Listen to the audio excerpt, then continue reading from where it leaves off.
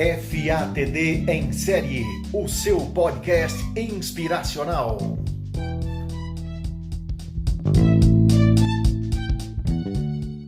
Boa tarde, pessoal. Estamos aqui para mais um podcast da FATD Consultoria, FATD em Série.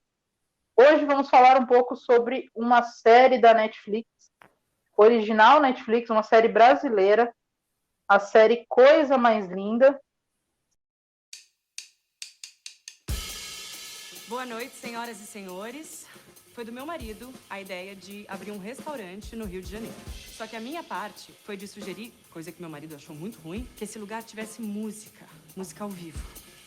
Sabe o que ele fez? Sumiu. Ele levou todo o meu dinheiro junto com ele. Estamos aqui com as meninas aqui da FATD Consultoria. Pessoal, fala um oi aí. Oi! Fábia, Oi. Gabi, Cássia. Vamos lá conversar um pouquinho sobre essa série. A série ela se passa, né, lá em 1959, meados de 1960. E ela traz uma percepção muito legal. Falando, nós estamos aqui no mês de março, né, no mês da mulher, né? E o tema do nosso podcast, né, é a série Coisa Mais Linda. É uma série da Netflix. Como estamos no mês de março, né, o mês da mulher, onde a trajetória da mulher foi de luta, né? Eu não sei se a gente consegue sempre utilizar essa questão de comemoração de um mês, que deveria ser todos os meses, todos os anos, todos os dias, né? E aí, esse mês simbólico, vou utilizar assim, mês simbólico da mulher, né? Que traz tantos marcos importantes. E a série ela vai trazendo vários desses assuntos. É uma série que vai se tratar lá, que se passa lá em meados de 1960. Ela traz 4 personagens femininas, né, como personagens centrais da série, cada uma com uma história diferente, cada uma com uma luta diferente. Mas a série vai abordar a questão do empreendedorismo feminino, ela fala sobre racismo, ela fala sobre machismo, sobre feminicídio. Então, são temas que estamos em 2020, a série lá de 1960, e ainda são temas atuais, né? Ainda são momentos de luta tão atuais. E a gente começa já falando da série. Logo no começo, somos apresentados a Malu, que é a Maria Luísa. Então, ela vai falando, ela chega no Rio de Janeiro, e aí ela se dá conta de que foi traída, né? Que o marido roubou, levou todas as coisas, levou pertences. Ela descobre uma traição do marido, que o marido já tinha uma amante. E tem muita questão feminista também, né? Porque já não tinha, né? Não tinha nada essa questão feminista, mas a própria Malu, ela se encarrega de ser uma mulher muito feminista nesse sentido. Ainda que ela tenha ido atrás do próprio marido, ela se sentia desconfortável com essa questão de estar à disposição, estar sempre atenta ao marido, sempre ajudando, sempre colaborando. Isso nunca fez com que ela se sentisse bem. Acho que sair mesmo de São Paulo para ela foi um grande marco. E não tudo como ir atrás do marido, né? Não se limitou a isso, mas era mais como uma independência para ela, né? E a gente vê muito isso era um sonho empreendedoras deles, né? Eles foram para o Rio para montar um restaurante, para sair da casa do pai dela de São Paulo. Então, de certa forma, era uma liberdade para ela.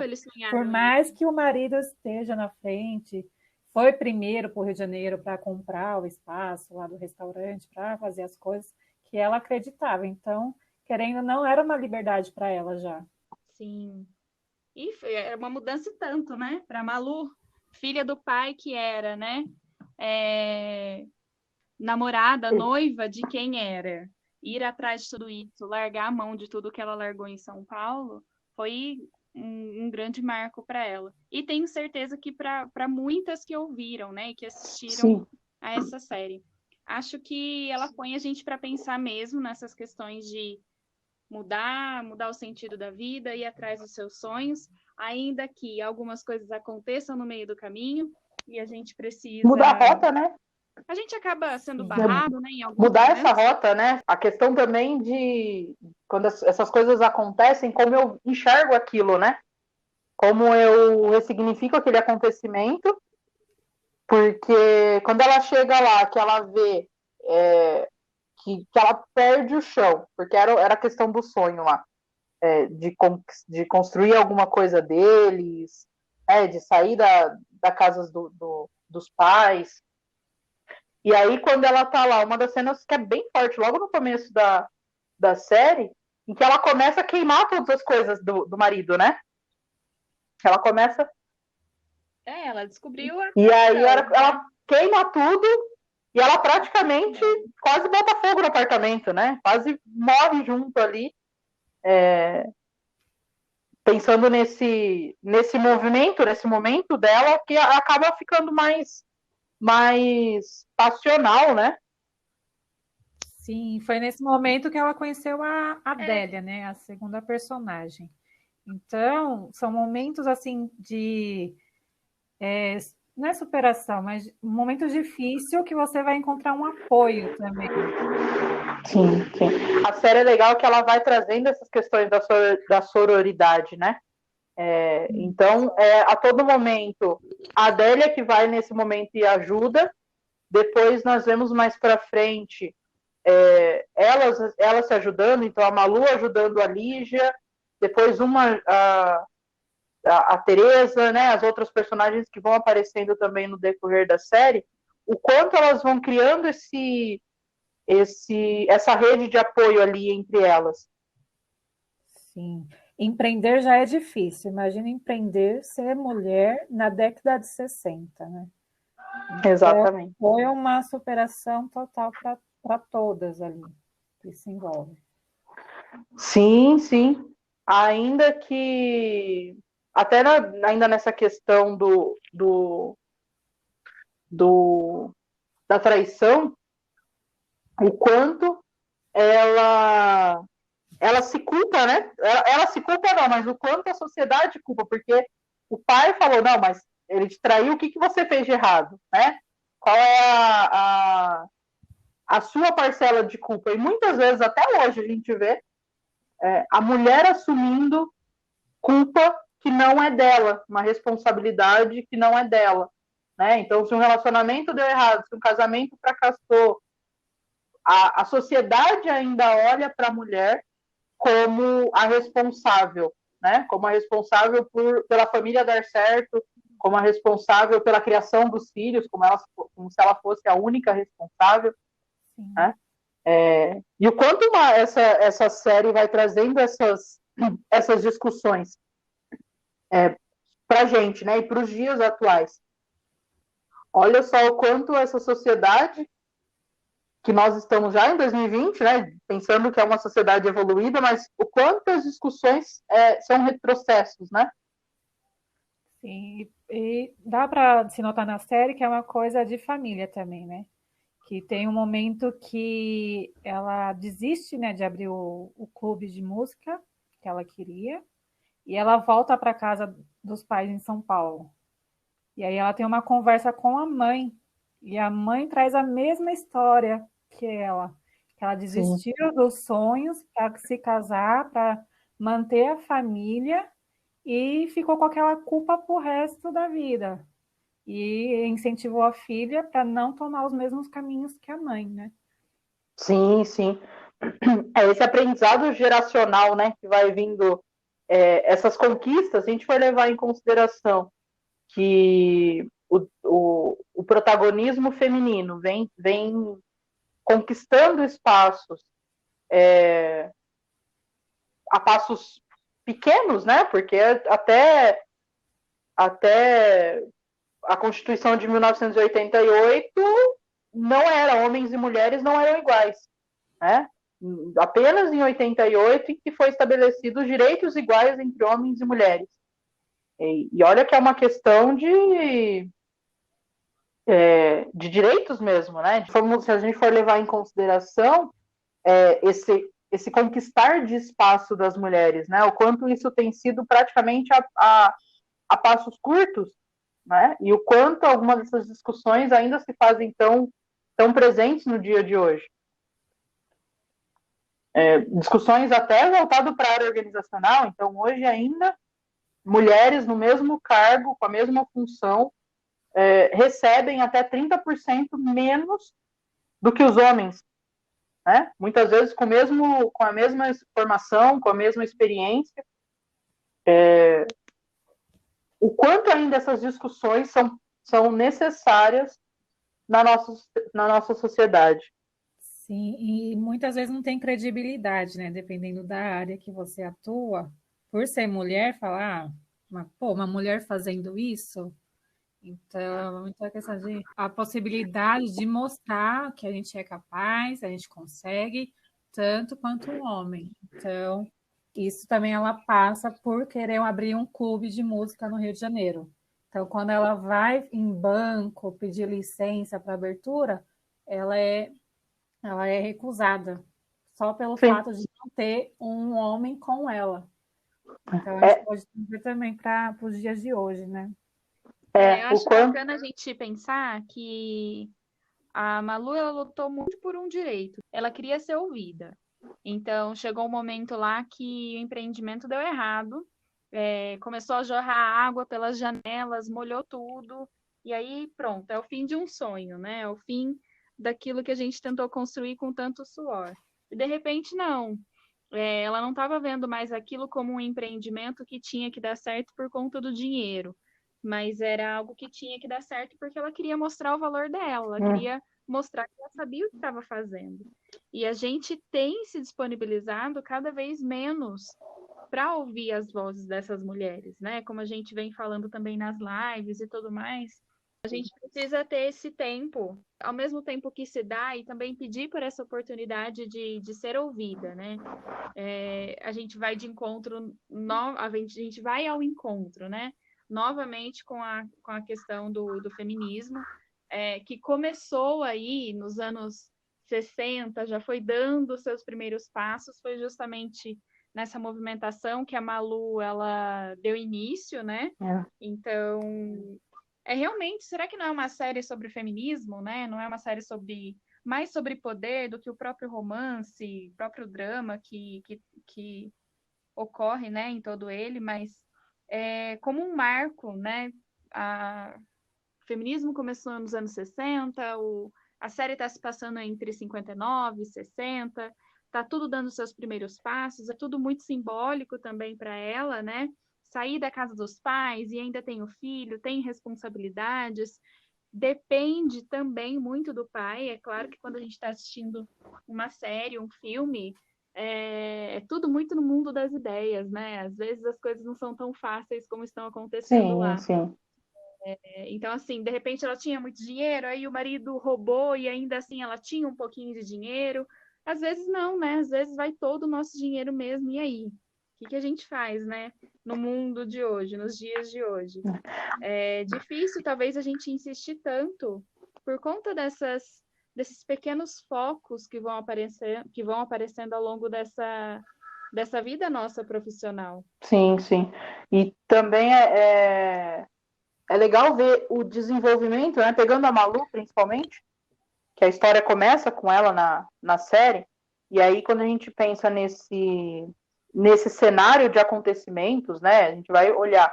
Então, realmente, tinha dinheiro, aí perdeu, o marido roubou, depois, mesmo assim, ela ainda tinha alguma coisa. E o desenvolvimento dela, porque até então, por mais que ela tinha todas as inquietações, né?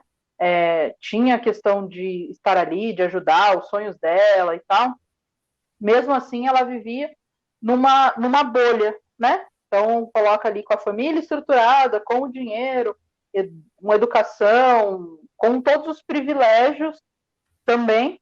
E aí, nesse momento, quando chega a Adélia, em que ela começa a entender que ela sim é privilegiada, né?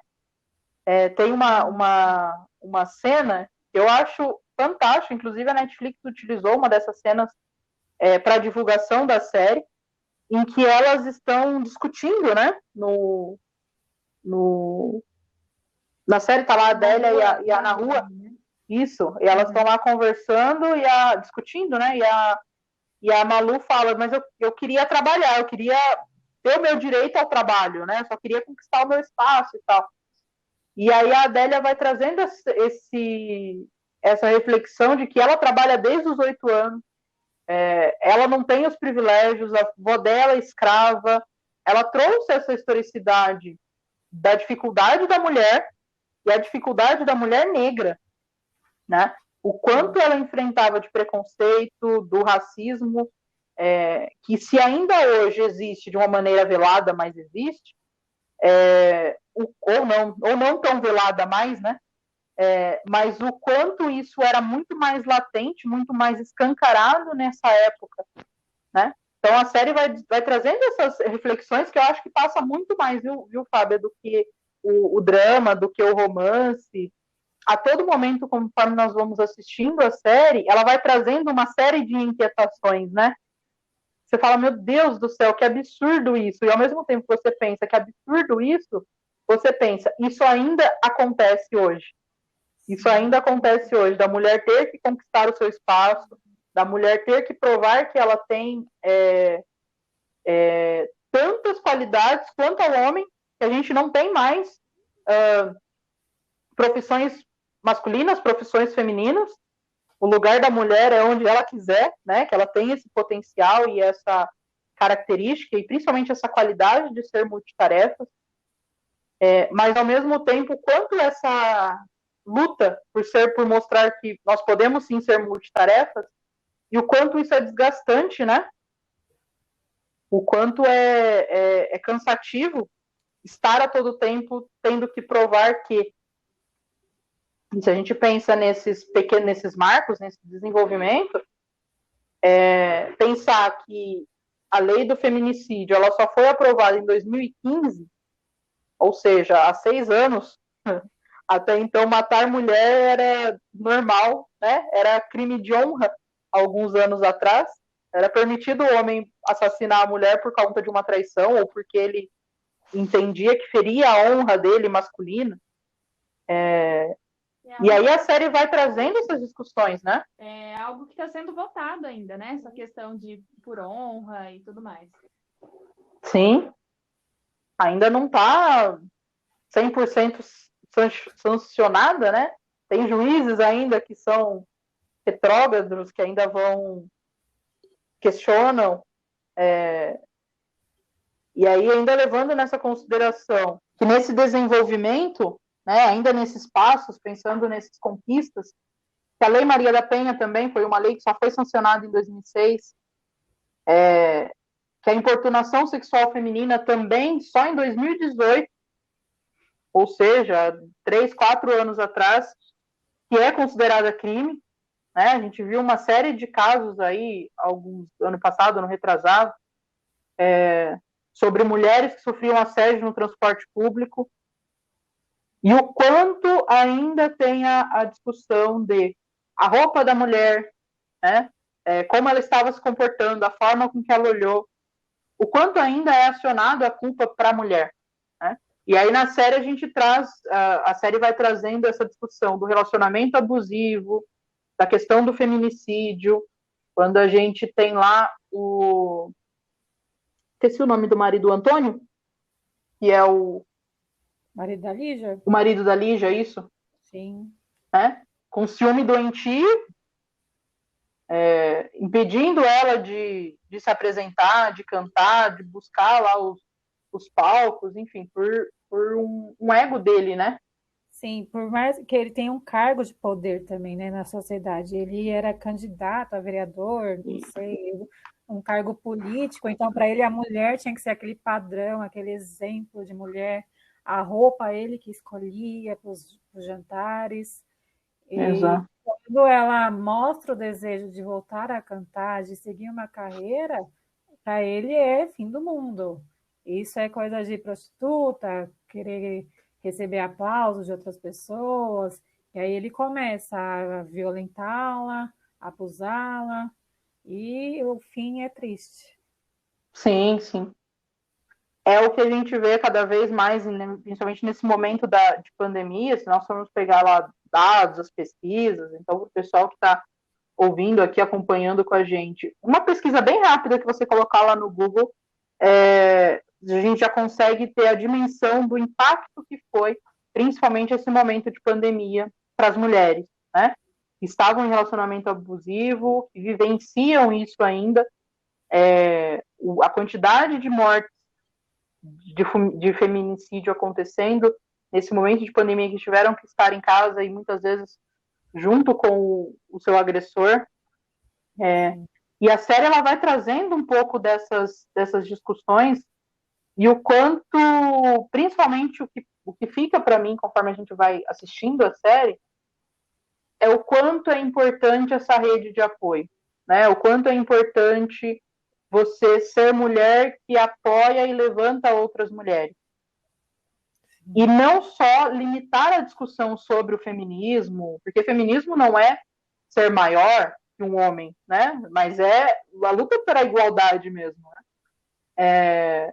Ela não é o oposto do machismo, o feminismo não é o oposto do machismo, mas é essa luta justamente por essa igualdade de direitos, de fala, de espaços. E aí a série vai trazendo essa importância de o quanto a discussão não pode se limitar apenas ao público feminino. O olhar para o homem também das atitudes, o olhar da sociedade como um todo, né? Então, quando a gente fala de racismo, quando a gente fala de diversidade, de incluir minorias, de incluir pessoas, a discussão não pode se limitar ao público, né? A esse recorte, mas sim deve cada vez mais ser expandida. Deixando também uma dica, tem um livro que é muito bacana, ele virou filme, foi lançado no ano passado, que é A Vida Invisível de Eurídice Gusmão. Ele é de uma autora brasileira, Marta Batalha, e a Marta, ela traz justamente, como eu falei, né, virou um filme, foi lançado no ano passado, e a Fernanda Montenegro participa do filme. Estavam até buscando para poder indicar esse filme para o Oscar, ele esteve ali na pré-indicação, e ele traz nesse livro também o quanto a personagem principal, são duas mulheres, duas irmãs, e ele traz também essa discussão do quanto a mulher tem esse potencial, né? É um filme que se passa na década de 20, se não me engano, 20 ou 40, e aí ele vai trazendo o quanto, no decorrer da trajetória de vida dela, ela foi podada, né? Ela foi bloqueada. E aí é um filme muito legal, tanto o livro quanto o filme são muito bacanas, vale a pena para quem está acompanhando aqui assistir também. Mas o quanto essa discussão sobre o potencial da mulher não pode ficar limitado a um mês, a uma semana, a um dia no ano, ou a um público, ou só ao público feminino, né? É importante todo mundo assumir essa responsabilidade nesse processo. E a série ela vai trazendo para a gente um pouco dessas responsabilidades, das coisas que vão acontecendo no decorrer dela. Então, vamos caminhando para o fim do nosso podcast aqui, falando sobre a série Coisa Mais Linda. Como a gente estava conversando, né, durante todo o decorrer, é um assunto muito potente, muito necessário. Então, a série nos dá N opções ali para continuar conversando. Então, vai ter outros episódios ainda sobre esse tema, ainda sobre essa série. Para quem está acompanhando, que já assistiu, acessem lá as nossas redes sociais, acessem o Instagram, Facebook, nosso LinkedIn, o nosso site. Conta pra gente o que vocês acharam da série, o que vocês gostariam, a opinião de vocês sobre um pouco desses assuntos que nós abordamos aqui. E até o próximo podcast da FATD Consultoria. Tchau, tchau. Tchau. Sabe o que eu acho? Nunca deixem os seus maridos controlarem o seu dinheiro. Muito menos as suas vidas.